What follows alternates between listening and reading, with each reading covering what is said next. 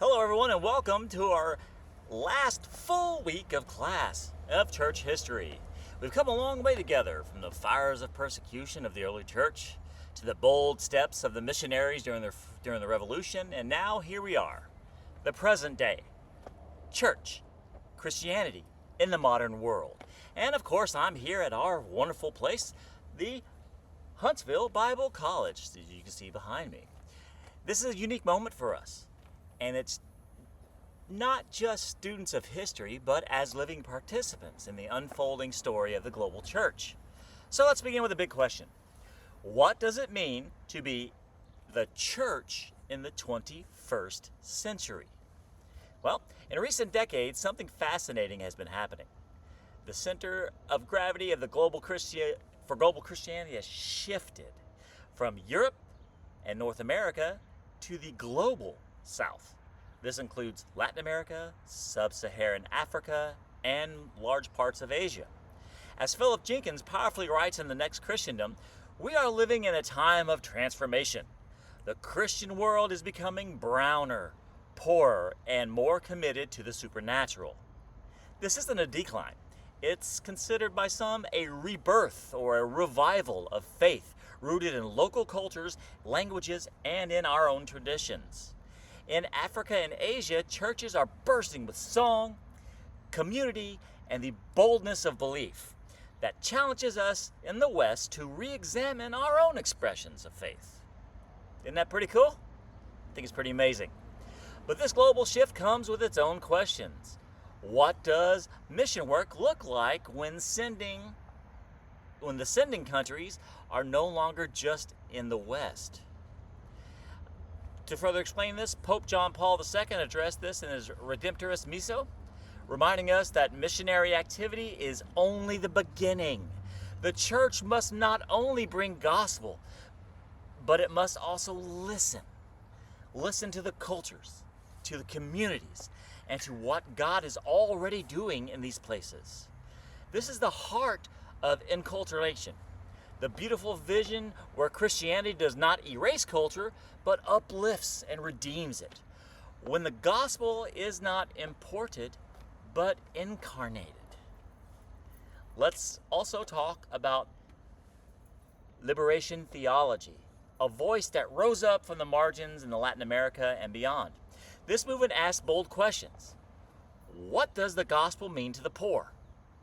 And what does blessed are the meek look like in systems of inequality? Rooted in Scripture and powered by faith, liberation theology challenges us to look seriously and to take seriously Jesus' call to stand with the outcast, with the broken, and with the forgotten.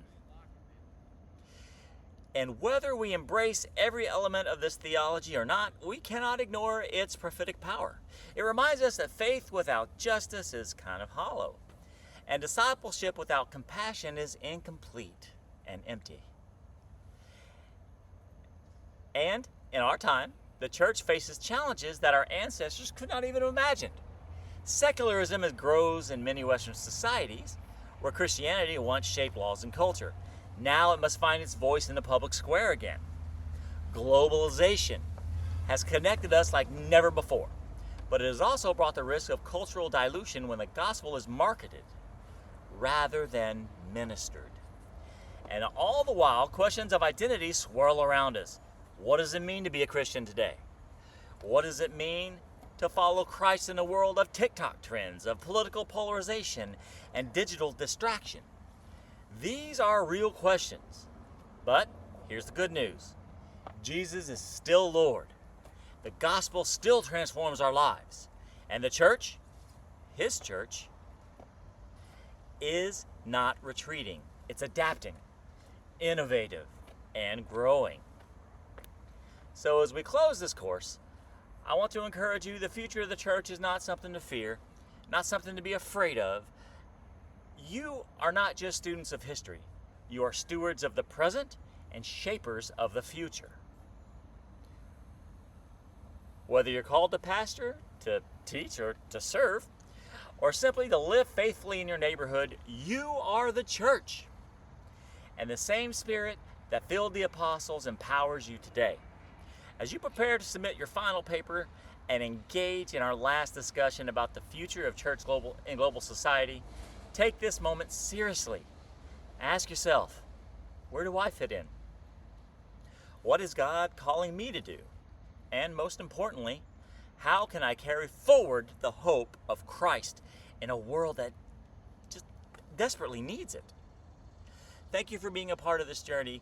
Thank you for your effort, your faith, and your willingness to wrestle with the hard question. Church is alive, and the story isn't over. It's just beginning with you. Please don't forget, we have one more assignment due the first part of next week, and then we wrap up this wonderful course, and we move forward. Have a blessed day. I've enjoyed teaching you, and I look forward to seeing you again in the future. Thanks.